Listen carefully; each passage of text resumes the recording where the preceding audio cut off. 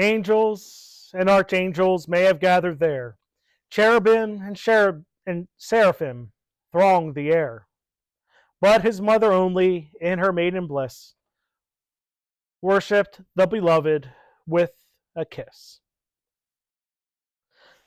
There are times we can get lost in the majesty of the Christmas scene. The choir of angels appearing in full glory. It had to be an awesome scene to witness. The full choir of angels with different angels' presence. It had to be terrifying, sure, but amazing nonetheless. But who are these angels?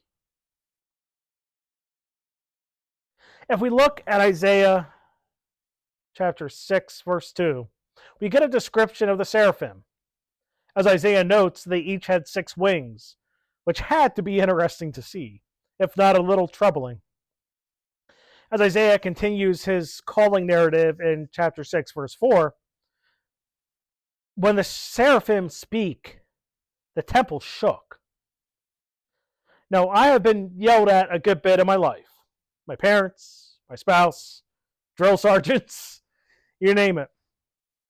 But none have been able to shake a building. The voice is powerful. Through the presence of the angels at the calling of the shepherds, there's one thing that abundantly is clear. God is here. And it's not unlike the pomp and circumstance that surrounds the King of England, or as we mostly remember now, the Queen.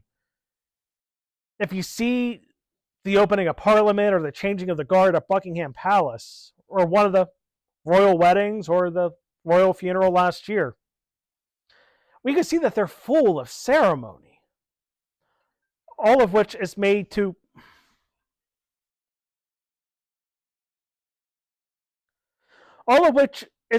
inspire the sense of majesty and importance of the monarchy. With the presence of the choir of angels, we get the same impact. That changes the birth of Christ. While the shepherds had the whole majesty of God on display, that was not what happened in the manger. The manger scene is the exact opposite. There's no choir of angels. There is no majesty on display. Instead, it is something familiar to every parent. Here we see the human nature of Christ, the fulfillment of the incarnation on display. Here, Jesus' mother Mary worships the Son of God.